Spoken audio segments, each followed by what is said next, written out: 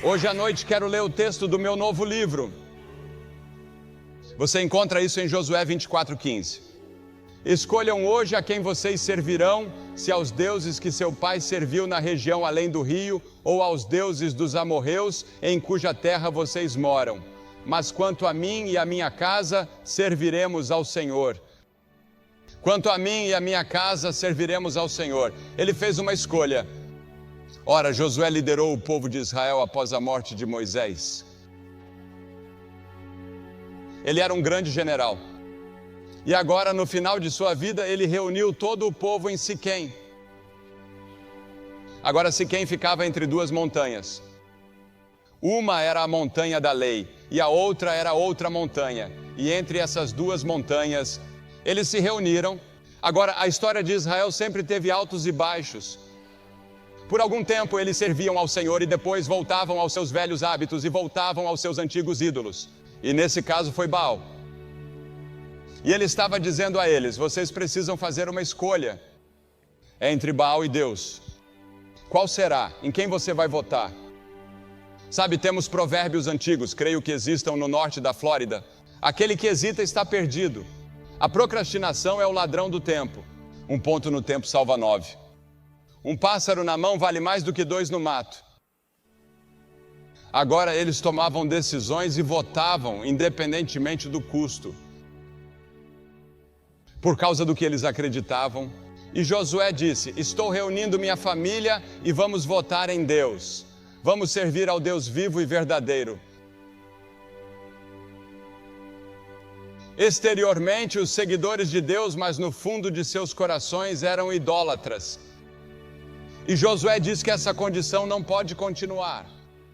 Você deve decidir se vai adorar esses ídolos ou se vai adorar o Deus vivo. E eles precisam decidir imediatamente. Esse foi o dia da eleição de Israel, o dia da decisão de Israel. Eles devem ser registrados a favor de Deus ou contra Ele. E você deve decidir esta noite. Há centenas de pessoas aqui esta noite que precisam decidir esta noite. E sua decisão esta noite, sim ou não, decidirá onde você estará daqui a 100 anos. Porque, como você vê, somente um Deus pode ocupar o trono do seu coração. As Escrituras dizem que o primeiro mandamento é: não terás outros deuses diante de mim. Eu, o Senhor, o Deus de vocês, sou um Deus ciumento. Hoje temos idolatria de maneiras sutis.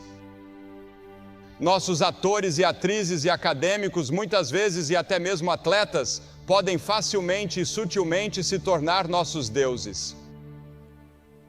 Richard Phelps escreveu na revista Time, em setembro, sobre a morte de superastros do esporte por uso de cocaína.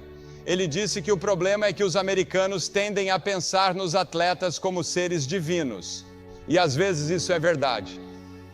Exageramos demais com alguns dos jovens jogadores, e esses jovens às vezes simplesmente não aguentam e acabam se quebrando, porque é preciso ter experiência e maturidade para aceitar todo o dinheiro e toda a fama tão repentinamente em uma idade tão jovem. E Paulo ensinou que um cristão é alguém que se voltou para Deus, deixando os ídolos para servir ao Deus vivo e verdadeiro. Mas, independentemente do que o povo fizesse, Josué disse: quanto a mim e a minha casa, serviremos ao Senhor. Não me importa se toda a equipe se voltar contra Deus. Não me importa que todos vocês se voltem para a idolatria. Minha casa e eu serviremos ao Deus vivo e verdadeiro. Você já disse isso alguma vez? Você já disse: vou servir a Cristo, não importa o que meus colegas pensem, o que meus colegas de classe pensem, o que as pessoas com quem trabalho pensem ou meus vizinhos pensem. Robert Browning exclamou: há 100 anos que o negócio da vida é feito de escolhas terríveis. Temos que fazer algumas dessas escolhas em nossa vida. Adam teve que fazer essa escolha. Ele iria construir seu mundo com Deus e ter paz e justiça no mundo? Ou será que ele decidiu seguir seu próprio caminho e dar ouvidos ao diabo e desviou o mundo inteiro? O jovem rico veio a Jesus querendo encontrar ajuda espiritual e Jesus disse: tudo bem, você gostaria de ter a vida eterna? Ou o jovem rico disse: o que devo fazer para herdar a vida eterna? E Jesus disse: se você quer a vida eterna, faça isso e isso e isso e isso. O jovem rico foi embora triste porque não podia pagar o preço e Jesus não quis negociar com ele. Cada pessoa que já viveu tem que fazer a mesma escolha. Qual é a melhor para você? Agora, primeiro precisamos escolher 2 modos de vida, entre 2 modos. O profeta Jeremias escreveu: assim diz o Senhor, eis que ponho diante de vocês o caminho da vida e o caminho da morte. Em que estrada você está? Jesus Cristo disse: eu sou o caminho. Eu sou o caminho, venha a Cristo. Ele dará a você uma nova força, um novo poder, uma nova alegria, uma nova paz e um novo propósito de vida. Há um caminho que ao homem parece direito, diz a Bíblia, mas o fim dele são os caminhos da morte. A estrada em que você está parece correta. O caminho que você escolheu parece correto. Parece muito bom. Aquele negócio em que você está, aquela escola em que você está parece tão bom. Mas um dia desses, a menos que esteja comprometido com Cristo e com a vontade de Deus, você logo descobrirá que está no caminho errado. Algumas pessoas dizem: bem, se eu seguir minha consciência, isso não é suficiente? Não, porque sua consciência pode estar morta. Muitas pessoas têm a consciência morta. Mas quando você vem a Jesus Cristo, Ele ressensibiliza a consciência. Veja, você conta uma mentira quando é criança e sua consciência o incomoda. Agora você pode olhar uma pessoa diretamente no rosto e contar uma mentira, e isso não o incomoda nem um pouco. Havia uma época em que fazia coisas que o perturbavam, agora pode fazê-las sem incômodo. Você pensa: bem, não é tão ruim assim. Sua consciência não incomoda você. Por quê? Porque sua consciência foi queimada ou está morta. Mas quando você vem a Cristo, Ele lhe dá uma nova consciência para que você possa ser sensível às coisas erradas. As pessoas dizem: bem, sendo sincero, se eu for sincero na vida, isso não é suficiente? Não, isso não é suficiente. Você pode ser sincero. Certa vez, quando eu estava doente, minha mãe foi muito sincera e me deu iodo por engano. Ela pensou que estava me dando remédio para tosse, mas estava errado, sinceramente errado. Ou eles dizem: bem, se eu faço tantas coisas boas para as pessoas, sorrio para elas e sou amigável com elas, você não acha que Deus entende se eu cometer um pequeno pecado de vez em quando? Ele entenderá. Ele é um bom Deus. Ele é um Deus amoroso e tudo isso. Não, Deus não entende. Se você conhece Cristo, então esses pecados são perdoados. Mas você sabe, não somos salvos por nossa bondade e nossas próprias obras, certo? Venho de um país, a França, onde muitas pessoas pensam que são salvas por suas boas obras. Isso lhes foi ensinado desde a infância como parte da religião. Mas você não é salvo por boas obras. Você é salvo pela graça de Deus, pois é pela graça que somos salvos, por meio da fé, que não vem de vocês, nem das obras, para que ninguém se glorie. Se eu fosse salvo por minha própria bondade, chegaria ao céu e andaria por lá, me gabaria e diria: veja o que fiz para chegar até aqui. Eu era um bom menino. Mas todos nós somos pecadores, nenhum de nós merece estar no céu. Deus diz que devemos ser tão santos quanto Ele, não posso ser tão santo quanto Deus. O que ocorre? Cristo veio, morreu na cruz e derramou seu sangue para me proporcionar uma santidade que eu não tenho naturalmente. E Ele fornece uma roupa, um tecido de santidade para mim e uma justiça que não mereço. Depois há quem diga: bem, me reformei? Sim, você pode reformar o resto de sua vida, mas não é só isso. Você precisa vir a Cristo, entrar pela porta estreita e andar pelo caminho estreito. Portanto, você tem uma opção. Você precisa votar em uma vida ou na outra. Qual será? Uma vida de entrega a Cristo como Senhor e Salvador, ou uma vida em que você se entrega a si mesmo e a seus próprios desejos, prazeres, luxúria, ganância e ciúmes? E então você terá que escolher entre 2 mestres. Jesus disse: ninguém pode servir a 2 senhores, porque ou há de odiar um e amar o outro, ou se apegará a um e desprezará o outro. Você não pode servir a Deus e ao materialismo. Precisa fazer uma escolha. Se você desprezar o outro, não poderá servir a Deus e ao materialismo. Você deve escolher não apenas 2 modos de vida, não apenas 2 mestres, mas você também precisa escolher entre 2 destinos. Qual é o destino de vocês? Onde você estará daqui a 50, 100 anos? Estarás em algum lugar. O verdadeiro você, seu corpo, talvez esteja na sepultura, mas você, o verdadeiro você, sua alma, seu espírito, a coisa que pensa e se lembra e ama e assim por diante, essa é a parte de você que viverá para sempre, seja no céu ou no inferno. e você tem que fazer uma escolha entre os dois. Salomão escreveu sobre o caminho para o inferno em Provérbios 7. C.S. Lewis, o grande professor de Cambridge e Oxford, costumava enfatizar que ninguém jamais teve tanto a dizer sobre o caminho para o inferno quanto Jesus Cristo, e ele estava certo. Por outro lado, ninguém jamais falou do céu com tanta clareza e autoridade como Jesus Cristo. Um dos programas mais populares da televisão no ano passado foi intitulado Highway to Heaven. Jesus Cristo é a estrada para o céu. Ele disse: na casa de meu pai há muitas moradas. Estivemos na Romênia no ano passado realizando reuniões e havia milhares de pessoas a perder de vista. E eles me levaram para um lugar chamado Moldávia. Eles nos levaram em um pequeno passeio turístico pelas colinas e montanhas e assim por diante. Eles nos levaram a igrejas e edifícios que foram pintados há cerca de 1000 anos com um tipo de tinta que nunca perdeu seu brilho e sua cor. E eles não sabem como fizeram isso. Eles acham que talvez tenham usado mel, mas não têm certeza. E todas as pinturas são religiosas porque as pessoas não tinham Bíblias, não tinham literatura cristã e não tinham como contar a história da Bíblia. Assim, eles ensinavam a Bíblia com pinturas nas laterais dos edifícios. E você pode ver toda a história da Bíblia. E vi uma pintura em um lindo azul e com várias cores que duraram 1000 anos. E pensei comigo mesmo, olhe para isso. Era a imagem de uma escada que ia do fogo do inferno até onde Jesus estava, no topo da escada, no paraíso. E lá embaixo havia demônios subindo a escada, puxando-os, tentando levá-los para as chamas. E sobre eles estavam os anjos que os ajudavam a subir a escada.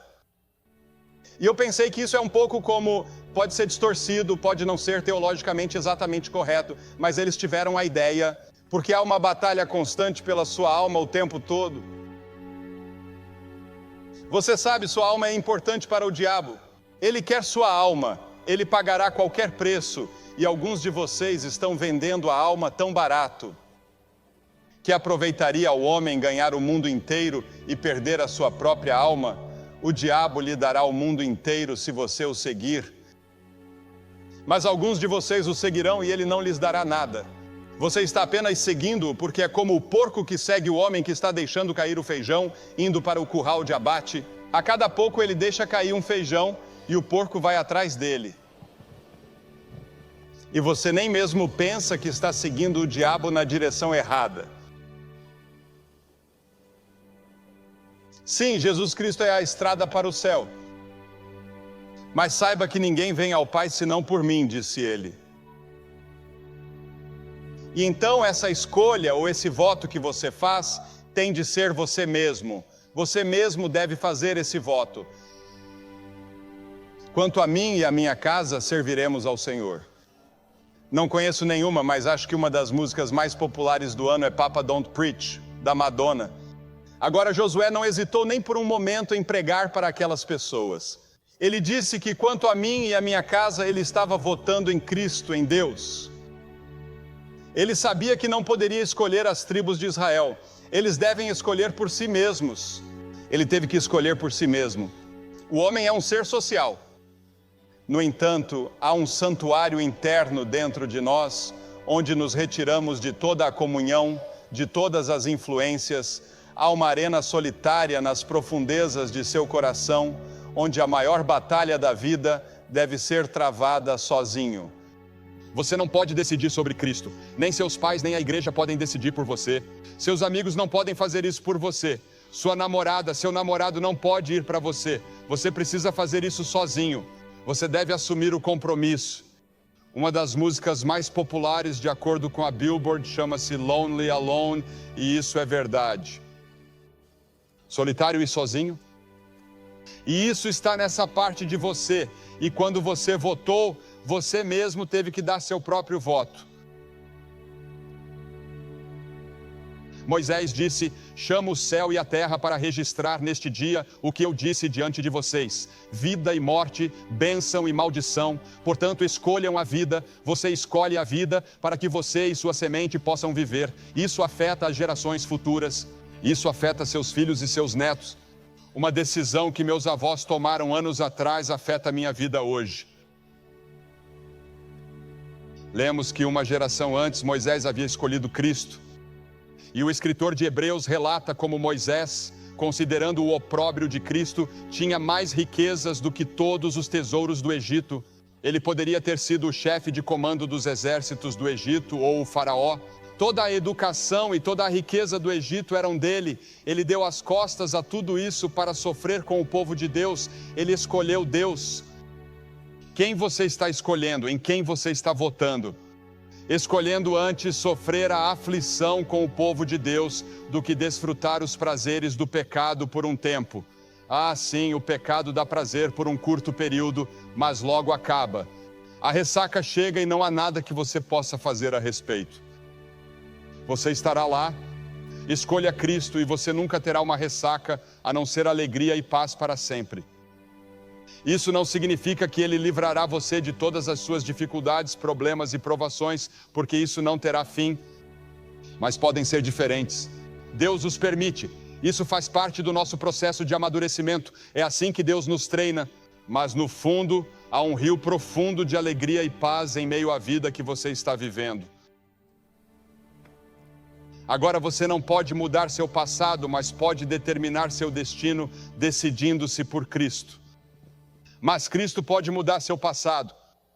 Ele morreu na cruz para que todos os pecados que você já cometeu, todas as coisas que você já fez de errado, sejam perdoados. Quando Deus perdoa, significa mais do que nós entendemos. Ele se refere à justificação. Isso significa que é como se você nunca tivesse cometido nenhum pecado. Esse é o poder do sangue de Cristo sobre o qual o ouvimos cantar há pouco. Sei que meus pecados estão sob o sangue. E a escolha envolve um preço. O apóstolo Pedro escreveu que vocês não foram resgatados com coisas corruptíveis como prata e ouro, mas com o precioso sangue de Cristo, o preço que Jesus pagou na cruz quando derramou o sangue de sua vida por vocês. Martinho Lutero disse certa vez que era o fundador, suponho, da Reforma, e o fundador, poderíamos dizer, quase um dos fundadores do protestantismo e certamente das igrejas luteranas. Ele disse que, quando olho para mim mesmo, não sei como posso ser salvo, mas quando olho para Jesus, não vejo como posso estar perdido. João Calvino, que fundou a teologia reformada em um sentido, e a igreja presbiteriana disse: sobre uma vida que não vivi, sobre uma morte que não morri, penduro toda a minha eternidade. Eu a penduro em Jesus. John Wesley, o fundador do metodismo, quando estava morrendo, disse: minha mente está quase acabando. Lembro-me apenas de duas coisas. Sou um grande pecador, mas Jesus é um grande Salvador. Cristo é um grande Salvador. O que precisa fazer? Arrependa-se de seus pecados. Isso significa estar disposto a mudar seu modo de vida. Talvez você não tenha poder para fazer isso. Talvez você não tenha força para abandonar alguns dos hábitos que sabe que são errados. Talvez você não tenha poder para se apaixonar novamente por sua esposa. Talvez você não tenha poder para mudar toda a sua vida que você sabe que precisa ser mudada. Mas se você se render a Cristo, Ele lhe dará o poder. Você diz: bem, Billy, não sei mais o que fazer, fui batizado, entrei para a igreja e assim por diante, mas não tenho realmente paz, alegria e poder em minha vida. Tudo isso de que você está falando, como faço para obtê-lo? Se você não tem certeza de que está pronto para encontrar Deus, se não tem certeza de que vai para o céu e se não tem certeza de que seus pecados estão perdoados, venha e certifique-se disso esta noite. Acredito que nenhum de vocês está aqui por acaso esta noite. Acredito que você está aqui nesta noite em particular, porque esta é a noite em que você deve encontrar Deus de uma nova maneira e recebê-lo em seu coração. E essa é uma decisão urgente, pois adiar torna a decisão certa mais difícil. A indecisão em si é uma escolha. Não decidir é decidir não decidir. Se você tem uma passagem para um voo para Atlanta hoje à noite e não consegue decidir se vai ou não, se esperar até o horário de partida, a escolha já terá sido feita. O avião vai decolar sem você. As decisões são tomadas, quer você as tome ou não. O tempo decide se você não o fará. E o tempo sempre decide contra você. Joel disse: coloque você na foice, pois a colheita está madura. Venham vocês, multidões, multidões, para o vale da decisão, pois o dia do Senhor está próximo no vale da decisão. Agora é o tempo aceito, diz a Bíblia. Venha agora enquanto você pode. Você pode não ter uma chance amanhã. Hoje é o dia de você votar totalmente em Cristo. Sir Walter Scott, a mais importante das 3 letras do idioma inglês, ele disse que eram N-O-W. Ora, Bartimeu era um homem cego. Jesus estava passando por sua cidade, a pequena cidade de Jericó, e ele era cego. E teve um momento em que clamou e disse: Jesus, tem misericórdia de mim. Jesus, filho de Davi, tem misericórdia de mim. E as Escrituras dizem que alguém lhe disse que era Jesus, que Jesus de Nazaré estava passando. Ele aproveitou aquele momento. Acredito que toda essa cruzada foi planejada, orada e organizada. E fomos trazidos aqui talvez só para você. Quando cheguei aqui, eu disse às pessoas que achava que tínhamos vindo para Tallahassee por causa de uma pessoa. Não sei quem é essa pessoa, mas você pode ser a pessoa e valeria a pena todo o esforço para você, porque veja bem, Cristo teria morrido na cruz se não houvesse ninguém além de você. Nos penhascos escarpados e castigados pelas ondas da costa oeste da Escócia, um homem estava coletando os ovos das aves marinhas que fazem seus ninhos. Ele havia sido descido do topo do penhasco por uma corda até a borda onde estavam os ninhos. Mas em um momento de descuido, ele deixou a corda escapar de sua mão.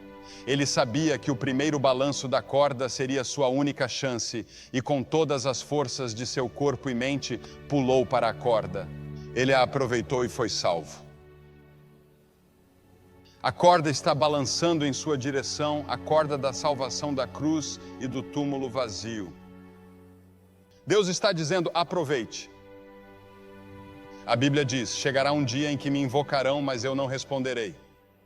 Eles me buscarão de madrugada, mas não me acharão, porque odiaram o conhecimento e não escolheram o temor do Senhor. Chegará um dia em que você clamará a Deus, mas será tarde demais. Venha agora. Talvez nunca mais haja algo assim em sua vida em Tallahassee, nunca mais quando você estiver tão perto do reino de Deus. Vou pedir a você que faça algo que vimos várias centenas de pessoas fazerem nos últimos 2 dias. Vou pedir a você que se levante de seu assento, venha e fique de pé em frente a esta plataforma e diga: ao vir, entrego meu coração a Jesus Cristo. Quero ter certeza que estou pronto para encontrar Deus. No primeiro dia em que estivemos aqui, veio a esposa de um pastor. Vieram pessoas do coral, veio um contínuo. E Deus está falando com você. Você pode ser o melhor cristão da cidade, pelo que as pessoas pensam, mas no fundo você sabe que não é. Você precisa se render a Cristo e fazer dele o Senhor e Salvador de sua vida.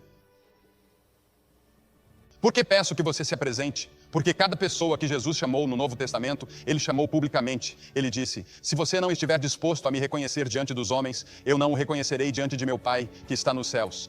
Ele morreu na cruz publicamente por você. Agora você deve vir publicamente e dizer sim a Ele. Vou pedir a todos que estejam em atitude de oração quando vocês se levantarem e vierem. Homens, mulheres, jovens, votem hoje à noite e votem em Jesus. Sabe que precisa dele. Vamos aguardar você rapidamente lá de cima e por aqui. Deus está falando com você. Você vem.